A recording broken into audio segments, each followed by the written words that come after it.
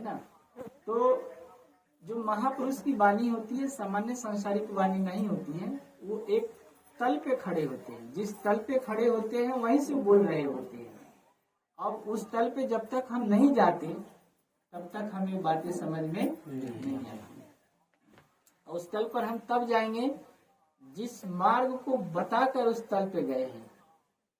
अब उस मार्ग पर चले ना चले ये हमारा विषय नहीं है, लेकिन वो बता रहे हैं तो आप ये मान लीजिए कि मार्ग से गए होंगे, तो वो मार्ग पर आप चलेंगे तो उनके तल पे आप पहुंच जाएंगे। अब 10वें तल्ले पर कोई व्यक्ति खड़ा है और कोई कह रहा है कि रेलगाड़ी जा रही है और आपको तो रेलगाड़ी दिख नहीं रही है, क्योंकि आप नीचे दूसरे तल्ले पे खड़े हैं, पहले तल्ले पे खड़े हैं, आप कहेंगे पागल है। तो वो कहेगा सीढ़ी से आ जाइए 10वें तल्ले पे, क्योंकि वहां से दूर तक का दिख रहा है। तो वो तल की बात है। इसलिए जितने भी ग्रंथ भारत में विश्व में लिखे गए हैं उस सब में कबीर साहब की जो वाणी लिखी गई है वो लौक है। वो वाणी जो है लौक है, इवन इन्हीं का नहीं, इनके अलावा जितने भी अपने अपने साधना पद्धतियों में जिन लोगों ने ग्रंथ लिखा है, चाहे गीता हो, महाभारत हो, पुराण हो, जो भी है वो भी लौक है। वो अपने स्तर से ताला लगा दिया, कबीर साहब ने अपने स्तर से ताला लगा दिया। इसलिए कबीर साहब की कोई वाणी अगर विजय में कहीं लिखी है, कहीं पढ़ते हैं, तो ये मत समझिए कि आप उसको पढ़ेंगे आप समझ जाएंगे, नहीं समझ सकते। क्यों? क्योंकि उसमें लॉक लगा है, ताला लगा हुआ है। क्योंकि कोई बात अगर किसी भी भाषा में लिखा हुआ है, हिंदी में हो, अंग्रेजी में हो, संस्कृत में हो, उसके 3 अर्थ होते हैं। पहला शब्दार्थ, शब्द का एक निश्चित अर्थ होता है।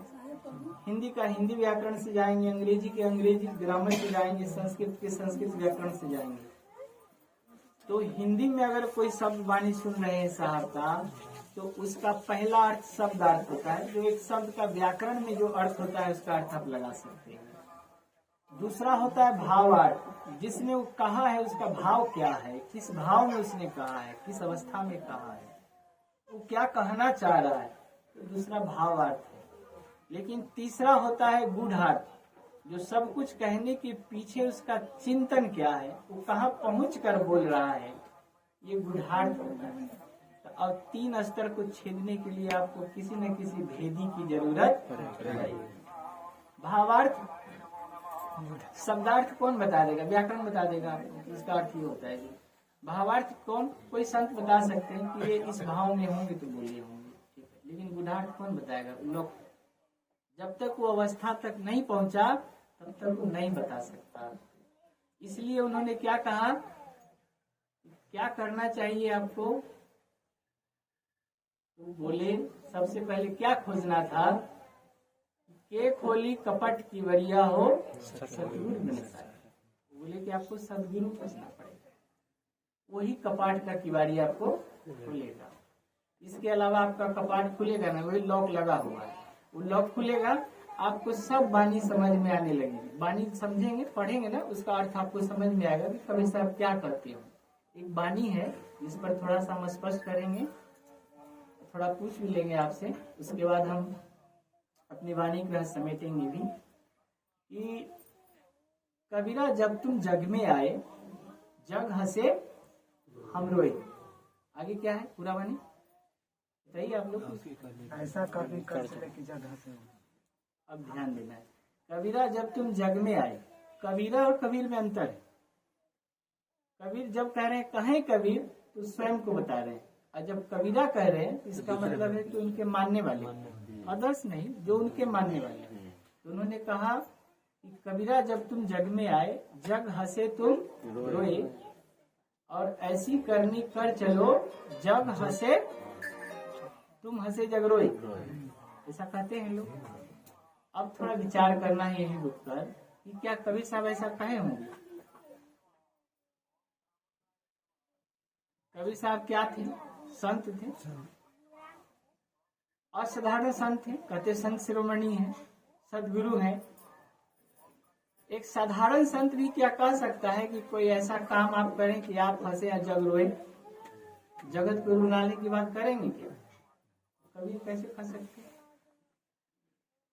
लेकिन हम पढ़े, बोलना शुरू करते हैं, कॉपी पेस्ट मारना शुरू कर दिए, सुने पढ़े चल दिए। अब वो ऐसा कहें कि नहीं, विचार तो तब ना होता है जब व्यक्ति आप अंदर जाएंगे, कभी उस पर चिंतन मनन होगा, तब आप कह सकते हैं।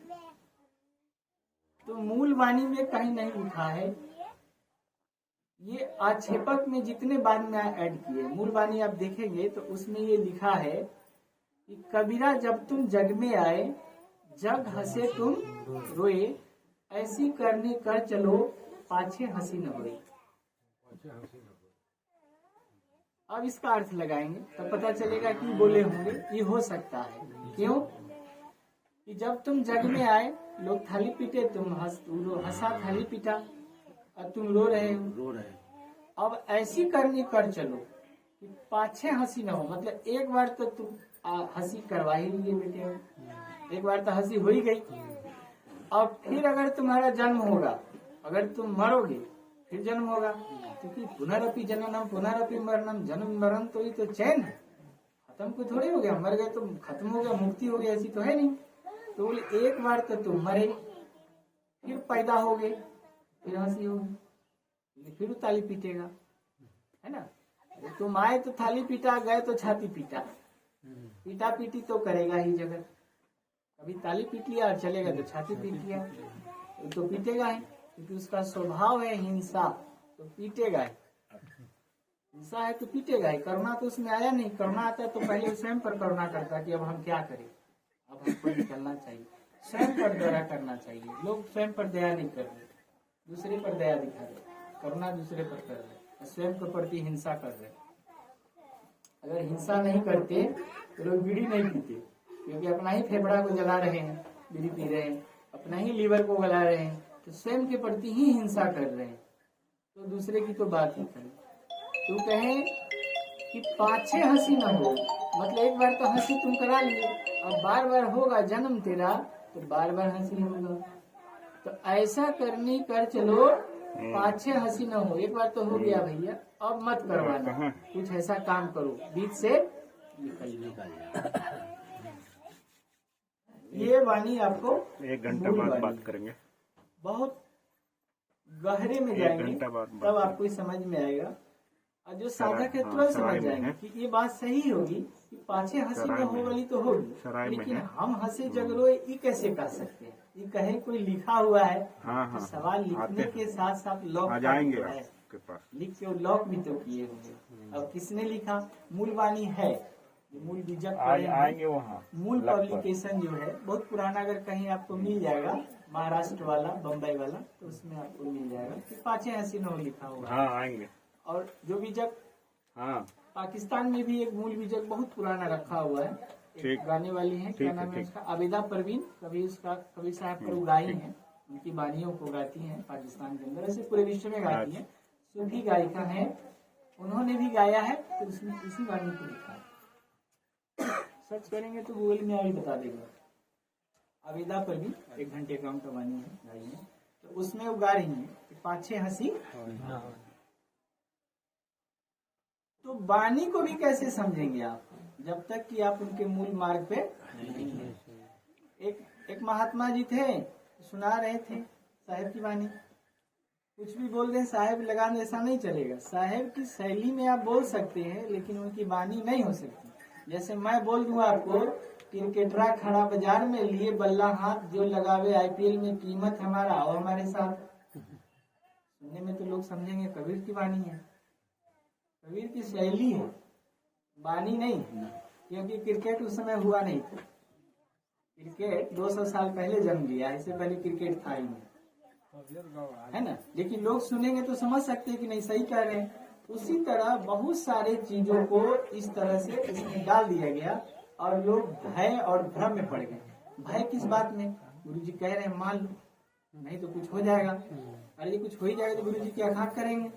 तो एक तो भय पैदा किया, उन्होंने कहा है, और दूसरा भ्रम पैदा किया कि ऐसा नहीं करोगे तो कुछ हो सकता है।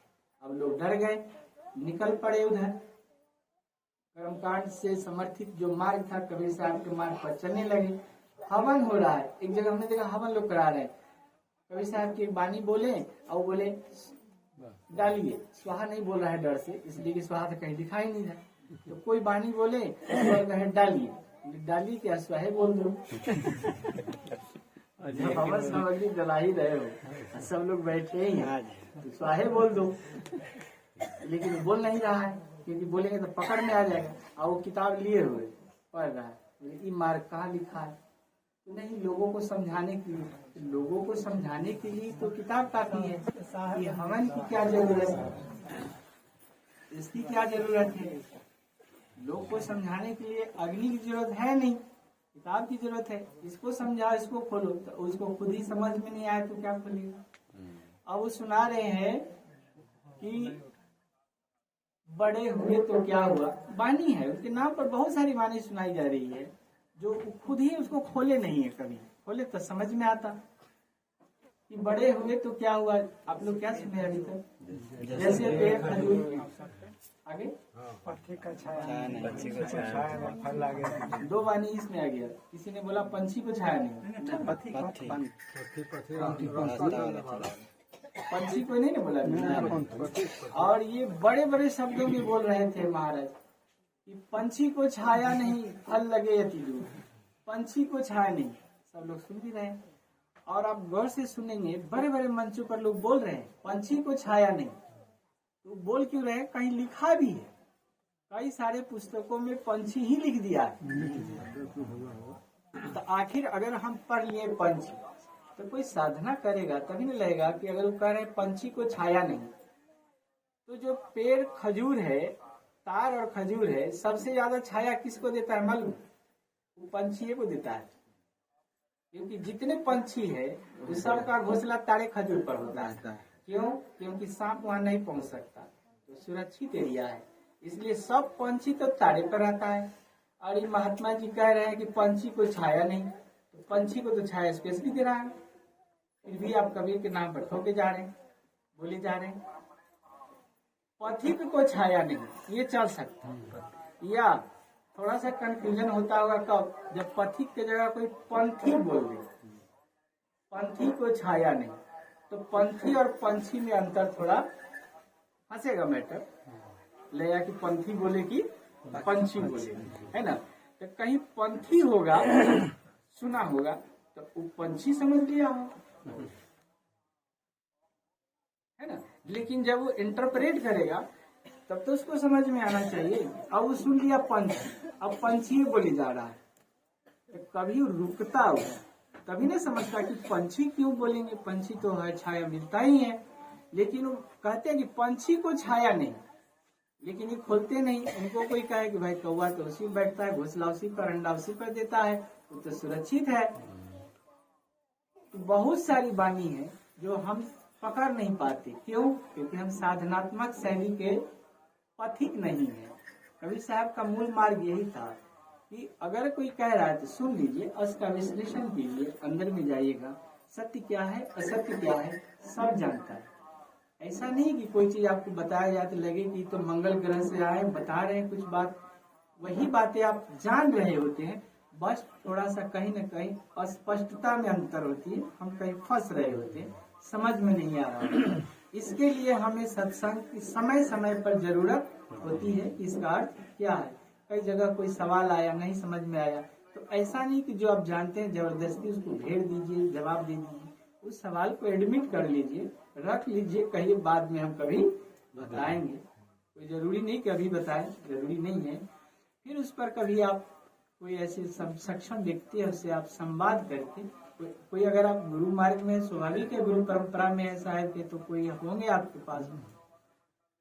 जो शरीर में नहीं है तो जो शरीर में है उनसे पूछ लीजिए। जब उसका निदान मिल जाए और फिर उसको थोड़ा आप अपने ढंग से जांच परख लीजिए, तब उसको डिलीवर कीजिए, बताइए, न तो ताकि आगे वाला भी भ्रम में रह जाए कि लगे कि ये भी नहीं जान रहा है ना। अगर नहीं जान रहे तो कहिए कि हम अभी नहीं जान रहे, लेकिन जो जानने वाले लोग हैं उनसे हम पता करके आपको बता देंगे। क्योंकि कबीर साहब का मार्ग एक है और वाणी सब लोग है, इसलिए सब लोग उसको नहीं खोल सकता है। इस बात को स्वीकार करना चाहिए। अगर आप भी खोलना चाहते हैं तो आप साधना के मार्ग में उतरिए, वाणी अपने आप खुलने लगेगी, क्योंकि सब वाणी उनके अंदर से कही गई। आप अंदर जाएंगे, सब वाणी पड़ी हुई है, उसका अर्थ भी पड़ा हुआ है, आप उसको पकड़ लेंगे। क्योंकि करंट एक माइक में हम बोल रहे हैं सुनाई दे रहा है, पंखा में वही करंट जाके चल रहा है, टीवी में वही बोल रहा है और रेडियो में वही गा रहा है ना। फ्रिज में जाके ठंडा कर रहा है और हीटर में जाके गर्म कर रहा है। तो एक ही करंट है और वो करंट जो आपके यहाँ आया है वही पड़ोसी के यहाँ गया और वही पूरे भारत में पूरे दुनिया में एक ही करंट है, करंट दो नहीं है। अभिव्यक्ति यंत्र के हिसाब से अलग अलग हो रही है। उसी तरह कबीर साहब कहे कि साहेब मेरा एक है, साहेब एक है और अभिव्यक्ति अलग अलग हो रही है। तो वो सब में है, कण कण में है। ऐसा नहीं कि सिर्फ मनुष्य के अंदर है, सब में है, लेकिन अवसर सिर्फ मनुष्य को मिला है कि वह जान सकता है। क्योंकि पूरे सृष्टि में